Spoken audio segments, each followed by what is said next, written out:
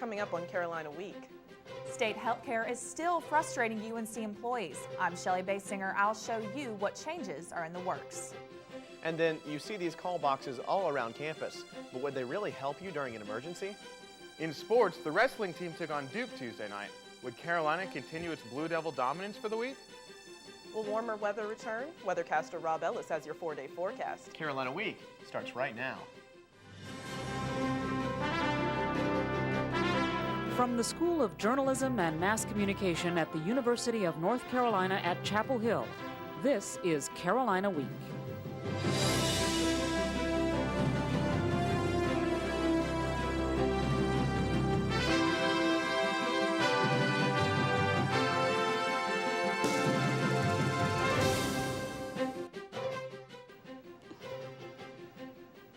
Campus employees are continuing to voice concerns about their health care plan. Good evening, I'm Philip Jones. And I'm Crystal Calloway, in for Shaheen Sayal.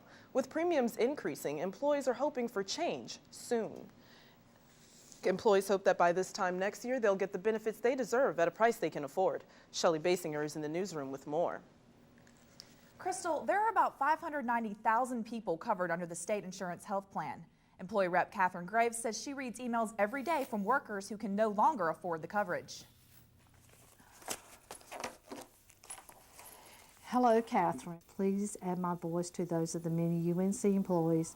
I received a promotion and raise last year, but the increase in premiums, deductibles, and out-of-the-pocket spending wiped that out. They're taking care of the grounds and helping you in student stores, and many of them are unhappy with the state health care plan. If you make in the lower salary range and you cover your family, you're spending over $400 a month. The state health plan's chief operating officer, Dan Soper, says his team recognizes the current plan's shortcomings. The lack of choice in terms of products and the lack of affordability are two principal concerns for our members.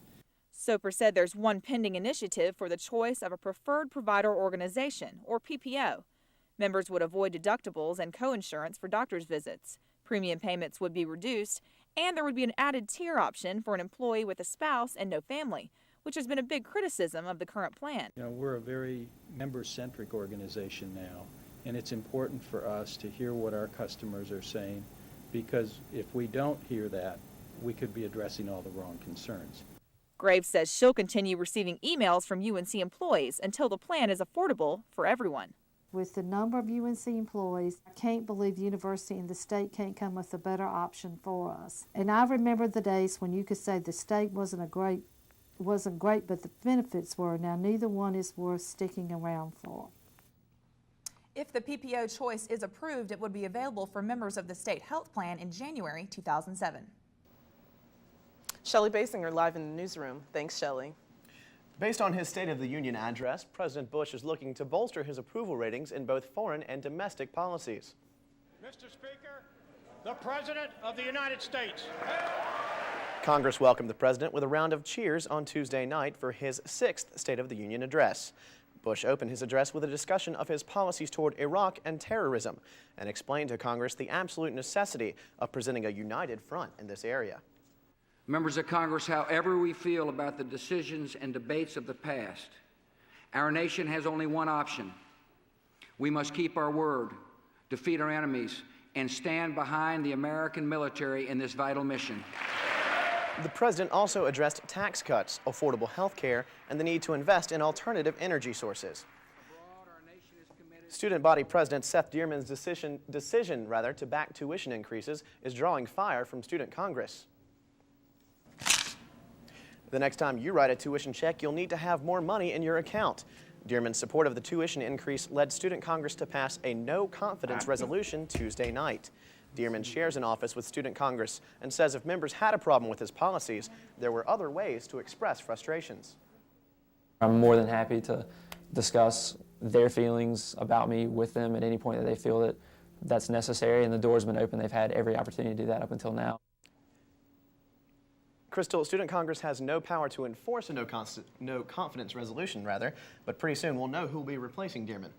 Student elections are less than 2 weeks away, and campaigners have hit the pit.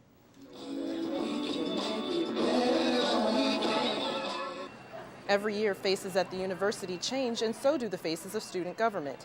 For the next 2 weeks, campaigners will try to convince students to vote for their candidates. All eyes are on the two candidates for student body president, Bernard Holloway and James Allred. Each is promising to bring change. February 14th, so candidates don't have much time to get their messages out and pick up endorsements. Defense Forces, and he's coming to Chapel Hill on February 16th. Bernard Holloway debated their platforms and answered questions at two different events, a conservative student forum and a Young Democrats meeting. Afterward, the college Republicans and the Young Democrats both voted to endorse Allred for student body president. Holloway says the debates showed the differences between him and his opponent. For somebody from Kinston, I think that they went as well as is possible. We faced two tough crowds with lots of tough questions. I'm sure it made for a fiery and intense debate. And I think that's, to a certain extent, what people wanted. At the end of the day, they wanted to see the differences and the contrast between me and James. As of Wednesday, the official list of endorsements stands at 3 for Allred, Di Phi in the two political groups, and 1 for Holloway, the BSM. When voting day does arrive, elections officials aim to make sure there aren't any problems. Elections officials tested the online voting system on Monday and Tuesday from 7 a.m. to 10 p.m. The test wasn't done on the real Student Central. It took place from a mock Student Central website. UNC Board of Elections co-vice chairman Jim Brewer says the test election went well, but they did find one small problem. Some students couldn't log into the mock website. It's a minor problem that one which an individual can fix on their own without having to call ATN. So we felt good, and like I said, we only had probably about 8 to 10 people email me with that, and we did try to circulate the publicity of this test election, so we felt good about it. As after a final test run next Tuesday, they'll be more than prepared for Election Day.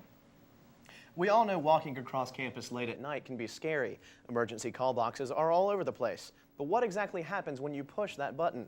Reporter T.H. Cox is on campus with the answer. January 20th, a university employee reported being robbed 4:40 a.m. on Park Place. Though things like this aren't common, if this happens to you, what will you do to make sure you're no longer in danger? I'm sure you've done it before.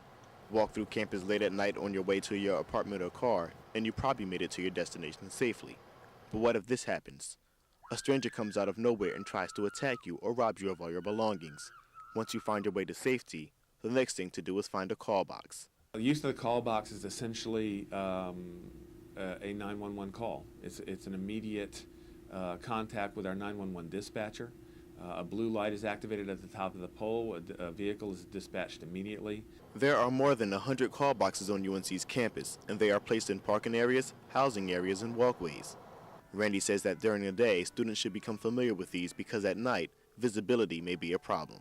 Young says that the Department of Public Safety is currently investigating ways to make the call boxes more noticeable. Until then, students should be aware that the call boxes are working. Police call boxes are much like a parachute. You hope you'll never have to use it, but if you do have to use it, it's better be in good working order, and it's certainly advantageous to know how to use it and to use it properly. Phil, crime at UNC has actually decreased in the previous years, where the number of crime reports were about 600. Young said in 2004 the number was in the low 400s. I like to think that the call boxes were part of solving this problem. Phil? Thanks, T.H. Obviously, Crystal, crime is an issue on campus, but also throughout the Triangle. Many people think Durham and danger go hand in hand, but that could be changing. The city's police department has made progress toward keeping residents safe. Rob Faggart is the coordinator of Project Safe Neighborhoods. Well, the number one goal is to reduce gun violence, and we've done that in Durham. We reduced gun violence by 14.5% from 2004 to 2005 and 22% from 2003 to 2005. PSN hopes to see gun violence drop even more this year. One of the first things you hear about when you come to college is the Freshman 15. A new study at the Carolina Population Center looks at how college students develop unhealthy habits that lead to weight gain and other health risks. The study followed a group of adolescents from across the country for 8 years and found that smoking, poor food choice, and lack of exercise were just some of the behaviors they developed. UNC sociology professor Kathleen Harris says people tend to correct some of those bad habits as they age, but not all of them. We do expect those to abate in the future when they settle into permanent jobs and into permanent unions. But some of the other trends, I think, might, be alarming, and in particular, the drop-off in exercise is dramatic. The NC Division of Public Health wants you to ditch those unhealthy habits in 2006. The Eat Smart, Move More campaign began in response to the rise in obesity, with more than 60% of adult North Carolinians overweight or obese. With the campaign in full swing, more restaurants will provide healthy eating options on the menu. The campaign encourages using the stairs instead of the elevator and avoiding vending machines. Local nutrition counselor Alice Pettit says the campaign will help people jumpstart a healthier life. I think that the Eat Smart, Move More campaign will help people be more aware of things that they can do to make healthy eating and physical activity a part of their routine. If you'd like a personal health assessment, go to our website, carolinaweek.org, to find the link. Excuse me. And Crystal, speaking of eating smart, now parents of students in Chapel Hill Carborough area can make sure their kids have healthy lunch choices. And can pay for those meals online. All public schools now have access to an online lunch menu complete with a monthly menu, a payment plan, and nutritional information about food the children are served. There's also a link to a dietitian who can help plan balanced meals for the children. The program is offered in select states throughout the country. Coming up on Carolina Week. The lack of a pedestrian walkway leaves one woman a widow. Now she speaks out about what changes have to be made at this intersection and about her husband of more than 40 years.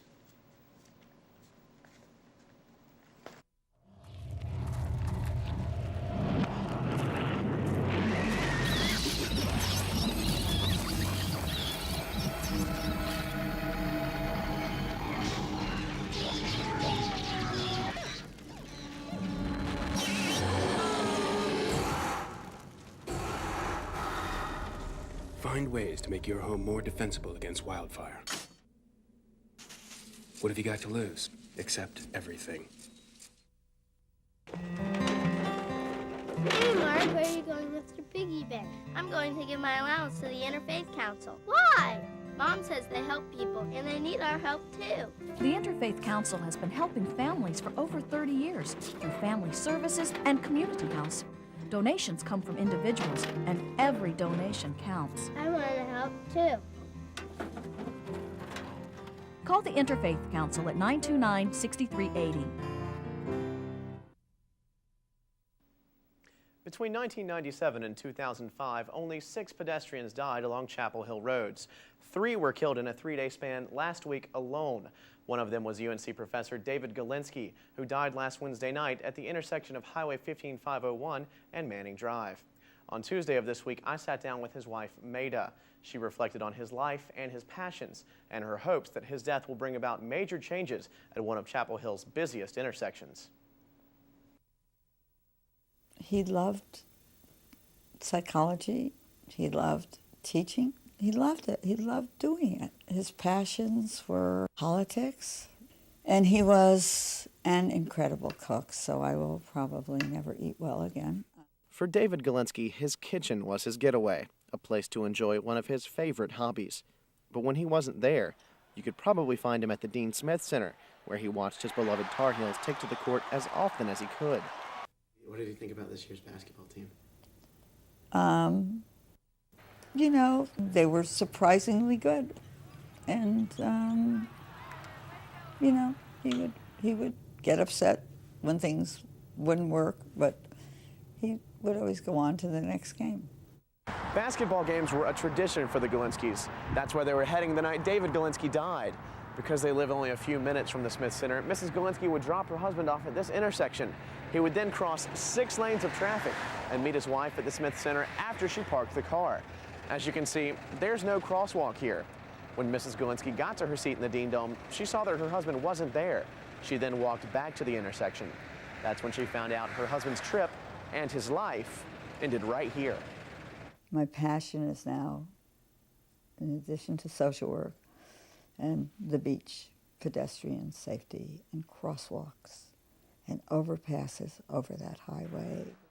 Nobody else should have to go through what we have gone through and what that driver has gone through. It was not his fault, but he needed help not to have that happen.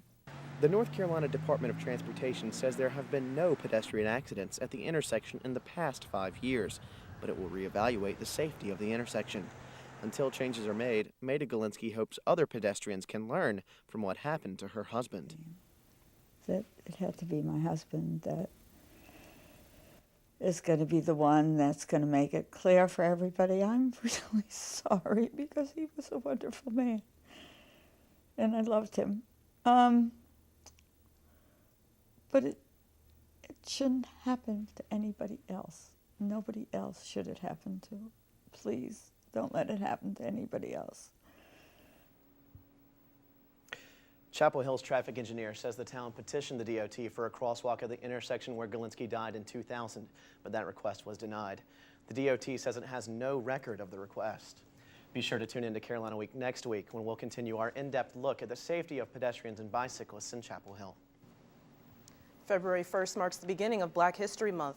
Imagine life without traffic signals or even tennis shoes. African Americans had a role in creating both, and now is the time to celebrate those and other contributions. Students can learn more about Black heritage all month by visiting the Stone Center on South Road. Wednesday marks a bittersweet day for graduating students. Seniors rallied together in the pit Wednesday to mark the last 100 days before graduation. The senior marshals sold t-shirts, provided free food and beverages, and rigged the prize wheel in order to please every senior. Although there were a small number of people at the time, seniors could sign up for the General Alumni Association for a reduced price of $17.50. But others, they preferred to enjoy free cake. I don't know who could pass that up. And Crystal, they had a lovely day to do it. Weathercaster Rob Ellis joins us now, and it was sunny, but it was cold. Definitely, Phil. I know I just had to bring a little jacket just because it was just a little cold. Yeah, it really hasn't felt much like winter this winter so far. But check out these pictures, Phil and Crystal. We've got people sunbathing in February, and you might want to dust off that winter gear. I'll have your details coming up.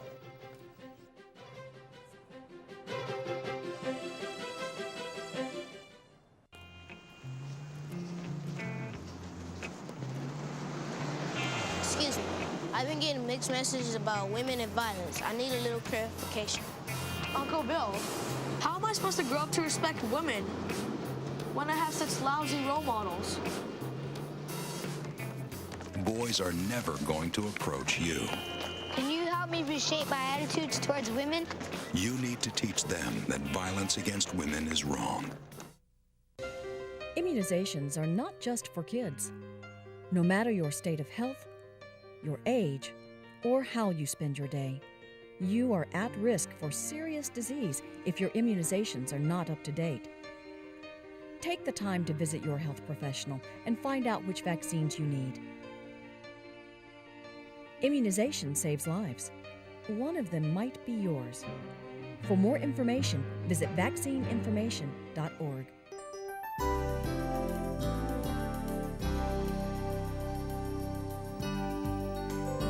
Well, thank you for joining us for Carolina Week Weather. I'm weather forecaster Rob Ellis. Now, although we're into February now, it hasn't really felt much like winter any this season, and our temperatures are going to take a roller coaster ride over the next week. It's going to warm up by the end of the week, and then as we move into the weekend, the temperatures are going to cool back down, and it's going to feel more seasonal. But along with those temperatures, we will see a weekend washout with some showers that are going to move through, and that's going to make it much more rainy in our weekend forecast. But I'll give you the details on the 4-day forecast. And Thursday marks Groundhog's Day, probably the better forecaster maybe than I am. I don't know. We'll see. We'll have to judge that on Thursday. But the groundhog will come out, and if he doesn't see his shadow, winter no more. So we'll have to check that out. Let's go ahead and take a look at the big picture on our national satellite map. We start out, and it's really the tale of two storms, if you will. We have one here in the Great Lakes, and that's producing a lot of snowfall. And as that moves off into the northeast, it's going to create conditions there that are going to be more winter-like. But here in the south, we have a system here in the Texas Gulf Coast that's going to be gearing up, and it's going to pump some moisture into our area and bring our temperatures way up. Let's zoom into the southeast, and over the area, you'll see that we have just a few spotty showers, but out west is really where the big changes in our weather are going to come from as this system gears up. Let's take a look at the surface map, and you'll be able to see that over the area right now we have this high pressure system in place, and that's what's brought us those clear skies and the cooler temperatures. But out west we do see a front that's going to be moving through, and that's going to impact our weather. On radar, really, we don't see much to talk about. We have a few spots spotty showers over the area, but there's really not a lot of moisture. Even if we go out west to look at that system as it begins to gear up, you can see just a few showers in Texas that are the beginnings of this system. We'll wrap it up in the 4-day forecast and show you what's going on. The chances that we have on Friday for rain and all through this weekend are just going to be slight chances, so don't think this will be a complete washout. There may be some hit and miss showers, but on Friday, starting out, there's our warming trend with 60 on Friday, overnight lows in the 40s, and as we move to Saturday, that chance becomes a little bit stronger with some Saturday thunderstorms. Our high temperatures again in the 60s, but as we make the transition into Sunday, another chance for some rain, a slight chance, but our temperature is much cooler, and that continues into Monday as some of the clouds move out. If you're going to the beach, the conditions are very similar there with a chance of rain on Saturday and Sunday, the same thing there with our temperatures mild, and as we move to the mountains, the same conditions, although I wouldn't be surprised in some of the mountain areas if we saw just a little bit of snow in the upper elevations. And now Thursday, as I mentioned, is Groundhog Day, my favorite holiday, any meteorologist's favorite holiday. And there you see the groundhog there, and our forecast is for it to be cloudy with a high temperature of 60, and likely if it is cloudy, the groundhog will not see his shadow, but those clouds are supposed to part, so it's kind of iffy. We'll have to see exactly when those clouds move out to decide whether the groundhog sees his shadow or not. It's very exciting. It seems pretty complicated, Rob. Oh, it's easy stuff.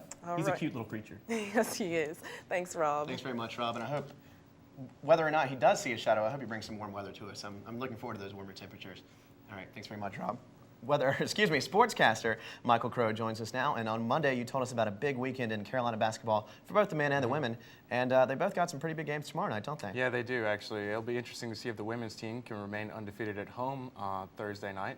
Coming up in sports, however, intramurals provide us students with a fun way to exercise. We'll show you how faculty members are now getting in on the sports action.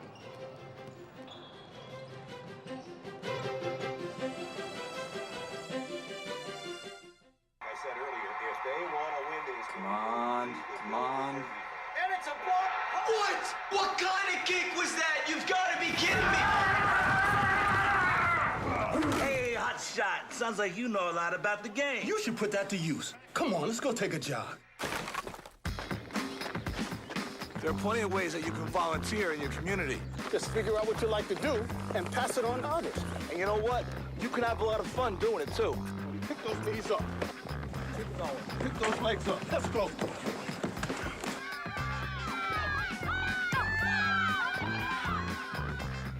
All right now, show them how to kick that ball. To find out ways you can volunteer in your community, log on to teensvolunteer.org. Okay, Ben, here we go, buddy. That was great, Ben. This time, just try to kick the ball. Do what you like to do. Volunteer.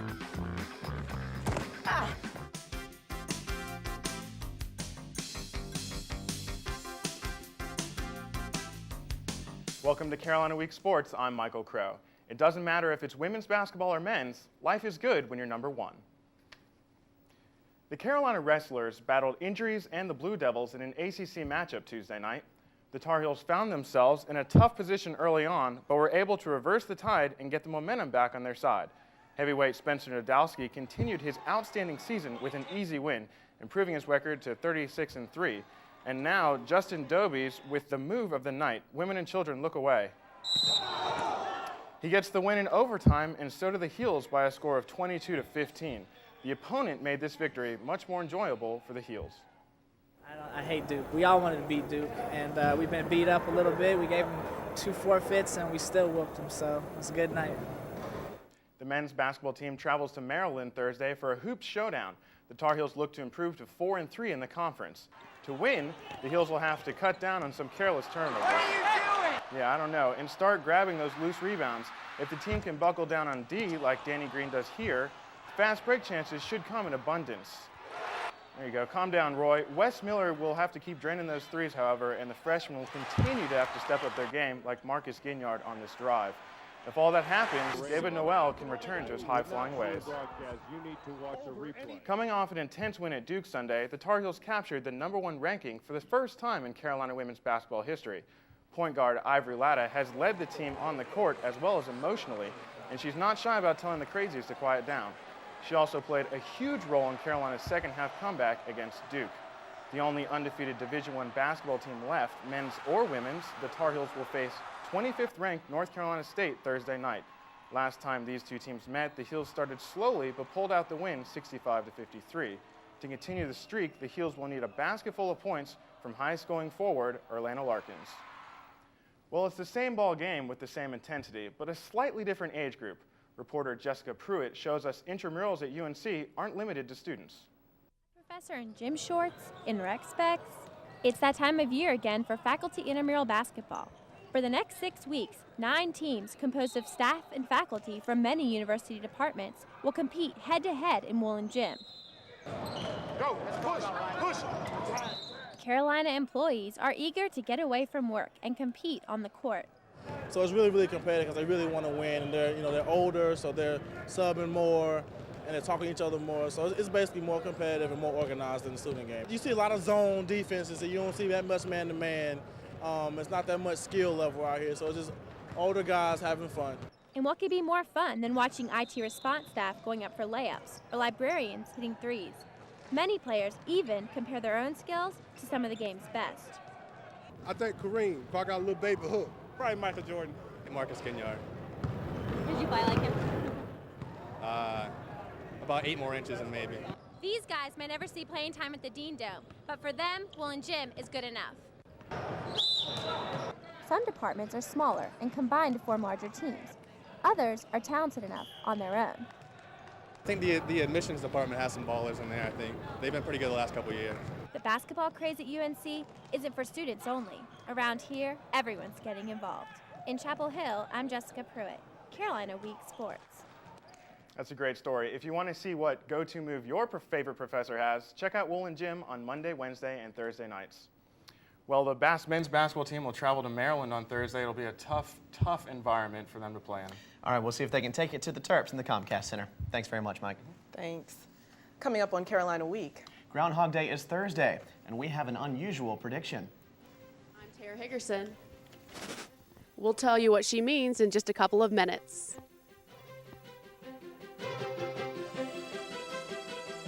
North Carolina is where the wonders never cease.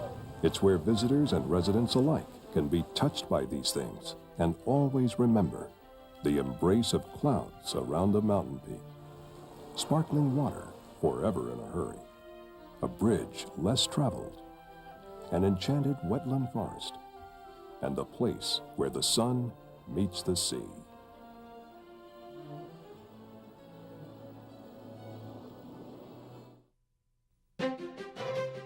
If you have a story idea, contact Carolina Week at 843-8292. You can also visit us online at carolinaweek.org. If you have questions about this program, write Carolina Week at Campus Box 3365, UNCCH, Chapel Hill, North Carolina, 27599. Last year, North Carolina's groundhog saw a shadow, and Crystal, that meant there would be 6 more weeks of winter, and he was right. But will the groundhog see his shadow this year? We sent reporter Tara Higgerson to get a sneak peek of this year's weather prediction. This is Sir Walter Wally, North Carolina's own weathercaster groundhog. Will Sir Walter Wally give Carolina Week an exclusive early prediction for this year's Groundhog Day forecast? He's in the mountains where he stays, and then he'll come down and visit us on Thursday. I guess we'll have to ask some of his friends at the Carnivore Preservation Trust in Pittsboro. We're here with Mary Stewart. She is a caracal native to Africa, and I think she might be telling us what the weather's going to be like. Sniffing. That means wind.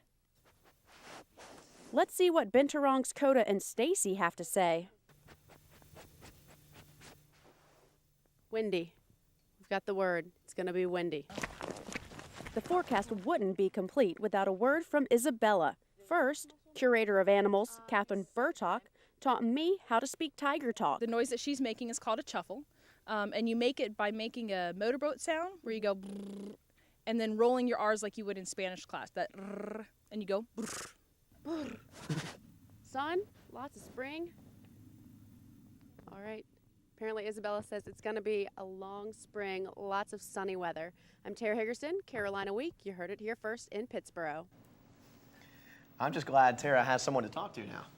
That's hilarious. That does it for this edition of Carolina Week. Thanks for watching. Have a great night.